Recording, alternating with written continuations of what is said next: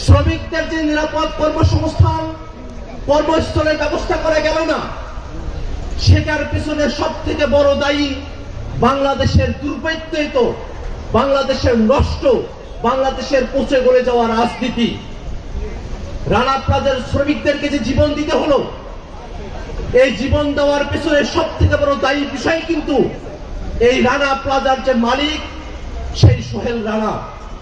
সেই সোহেল রানা তার রাজনৈতিক দাপটে গায়ের জোরে আগের দিন 23শে এপ্রিল যখন একটা পিলারে ভাঙ্গনের কথা ছড়ালো, সাংবাদিক নাজমুল ভাই এসে সেটা রিপোর্ট করলেন, তারপরেও গায়ের জোরে পরের দিন 24 তারিখ গার্মেন্টস খোলা রাখার রায়টা দিয়েছিল, হুকুমটা দিয়েছিল। কিন্তু ওই সোহেল রানা, তার পিছনে সব থেকে বড় দায়ী বিষয় ছিল সোহেল রানার রাজনৈতিক ক্ষমতা। আওয়ামী লীগ সরকার তার রাজনীতিকে এমন ভাবে দুর্বৃত্তিত করেছিল, সেই দুর্বৃত্তায়নের ফাঁদে পড়ে বাংলাদেশের শ্রমিকদেরকে রানা প্লাজায় জীবন দিতে হয়েছে।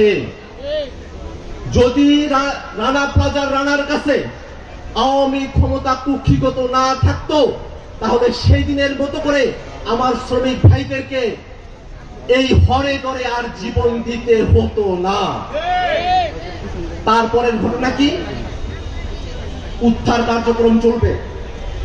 বিদেশি সংস্থাগুলো বাংলাদেশে উদ্ধার কার্যক্রম পরিচালনা করবার অনুমতি চাইল।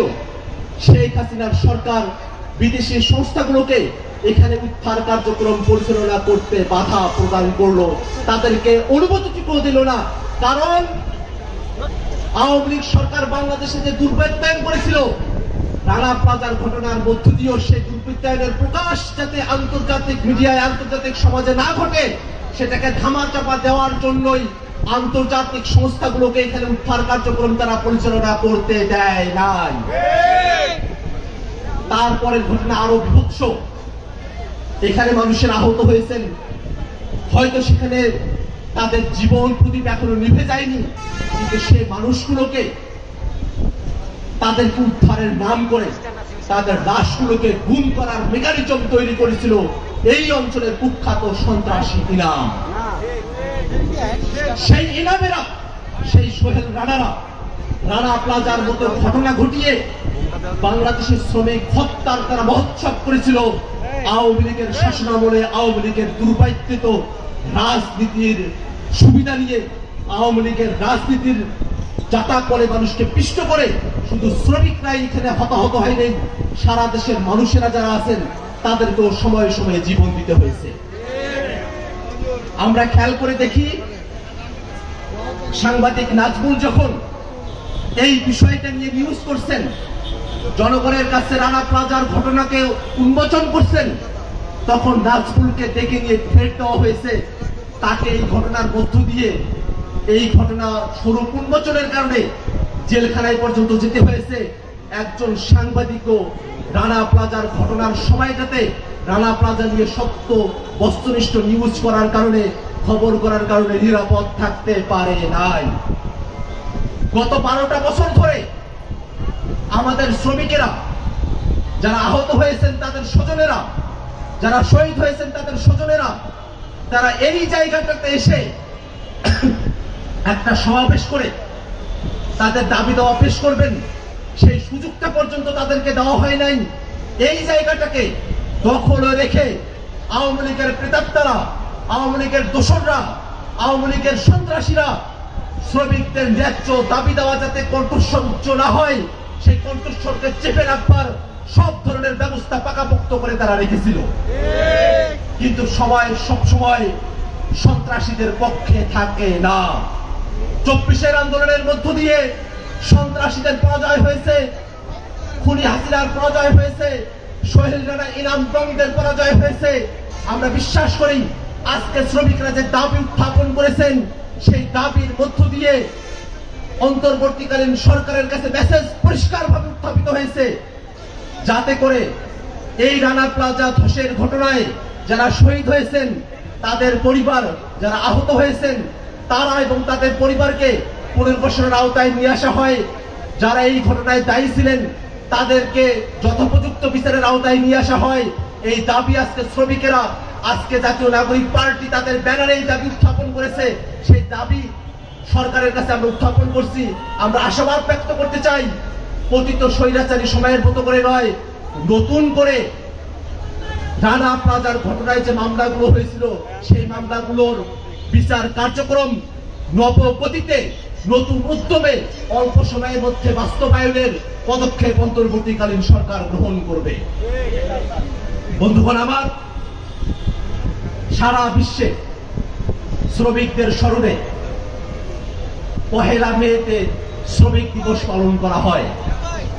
শ্রমিক দিবসের দীর্ঘ সময়ের সুবিদিত ইতিহাস আছে। সেই দিনে আমরা সারা বিশ্বের শ্রমিকদের সঙ্গে সংহতি জানাই। ঠিক তেমনি ভাবে বাংলাদেশের শ্রমিক যারা আছেন সেই শ্রমিকদের নিরাপদ কর্মস্থলের জন্য, শ্রমিকদের ন্যায্য মজুরির জন্য, ন্যূনতম ন্যায্য মজুরির দাবির জন্য, শ্রমের যে পরিবেশ সেটা যেন শ্রমিকদের অনুকূলে থাকে সেই বিষয়টাকে নিশ্চিত করবার জন্য সবগুলো বিষয়কে মাথায় রেখে জাতীয় নাগরিক পার্টি এনসিপির পক্ষ থেকে 24শে এপ্রিল রানা প্লাজা দিবসে আমরা সরকারের কাছে দাবি জানাতে চাই, সরকারিভাবে 24শে এপ্রিল রানা প্লাজা দিবসকে জাতীয় শ্রমিক দিবস হিসেবে ঘোষণা করতে হবে।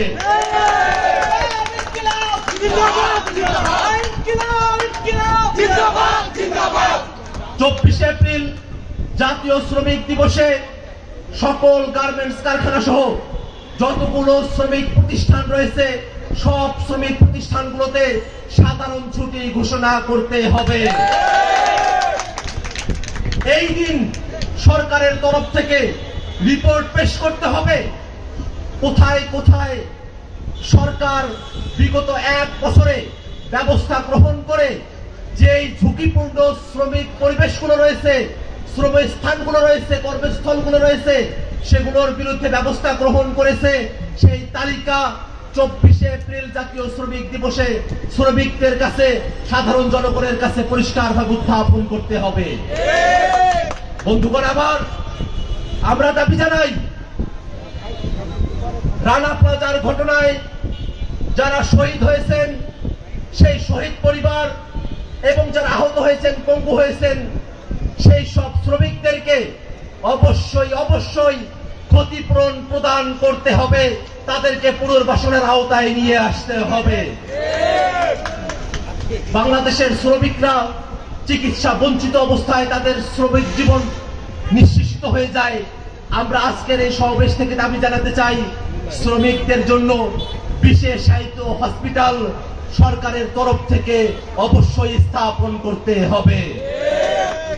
রানা প্লাজার ঘটনায় যেসব অনুদান এসেছে সেই অনুদানগুলো যেসব সন্ত্রাসীরা, যেসব দুর্বৃত্তরা কুক্ষিগত করেছে, যেসব সন্ত্রাসীরা শ্রমিকদের অনুদানের টাকা মেরে দিয়েছে, সেই সব অনুদানের টাকা সেটা যদি কোনো ব্যক্তি, কোনো এনজিও, কোনো সরকারি প্রতিষ্ঠানের লোক, যে ব্যক্তি করে থাকুক, যারা শ্রমিকের অনুদানের টাকা আত্মসাৎ করেছে, প্রত্যেকটা ব্যক্তিকে আইনের আওতায় নিয়ে এসে তাদেরকে শাস্তির মুখোমুখি করতে হবে এবং শ্রমিকের অনুদানের টাকা শ্রমিকদের মধ্যেই ন্যায্যভাবে বিলিবন্ধন করতে হবে। বন্ধুগণ আমার, রানা প্লাজার ঘটনায় 20টার মতো মামলা হয়েছে, 3টা ফৌজদারি মামলা হয়েছে, মাত্র 1জন আসামি এখন পর্যন্ত জেলখানায় আছেন। মামলাগুলো দীর্ঘ সময় ধরে, মাঝখানে 5টা বছর ফেসিবাদী সরকার এই মামলাগুলোতে তদন্ত কার্যক্রম পর্যন্ত পরিচালিত হতে দেয় নাই। অন্তর্বর্তীকালীন সরকারের কাছে আমরা আহ্বান জানাবো, অতি দ্রুত রানা প্লাজার দুর্ঘটনায় দায়ে যেসব ব্যক্তিদের নামে মামলা দায়ের করা হয়েছে অবিলম্বে বিচারের কার্যক্রম দৃশ্যমান করে দোষীদেরকে যথোপযুক্ত শাস্তির আওতায় নিয়ে আসতে হবে। বন্ধুগণ আমার, আমরা আমাদের বক্তব্য দীর্ঘায়িত করব না, আমরা শুধু এতটুকু বলবো, বাংলাদেশের শ্রমিকেরা তাদের রক্ত ঘামের উপর দিয়ে বাংলাদেশের রাষ্ট্রের অর্থনীতির চাকা ঘুরে থাকে, সেই শ্রমিকদেরকে যদি রাষ্ট্র নিরাপত্তা দিতে না পারে, শ্রমিকদেরকে যারা ভালনারেবল করে রাখে, যারা শ্রমিকদেরকে কর্মস্থলে দুর্বল করে রাখে, শ্রমিকদের পক্ষে কথা বলবার সুযোগটুকু যারা দেয় না, তাদেরকে যেন কোনোভাবেই রাষ্ট্রীয় পদ পদবি এবং জনগণের প্রতিনিধিত্ব করার জায়গায় তাদেরকে কোনোভাবে স্থান দেওয়া না হয়। বন্ধুগণ আমার, আপনারা দীর্ঘ সময় এখানে অপেক্ষা করেছেন, আপনাদের ধৈর্য চ্যুতি ঘটাবো না। আমরা শুধুমাত্র এইটুকুই বলবো, জাতীয় নাগরিক পার্টি এনসিপি বাংলাদেশে নতুন করে রাজনীতির বন্দোবস্ত নির্মাণ করতে চায়। নতুন রাজনীতির বন্দোবস্তে শ্রমিকদের হিস্সা ন্যায্যভাবে আদায় করবার জন্য জাতীয় নাগরিক পার্টি সবসময় শ্রমিকদের পাশে থেকে শ্রমিকদের হয়ে সব সময় কাজ করে যাবে ইনশাআল্লাহ।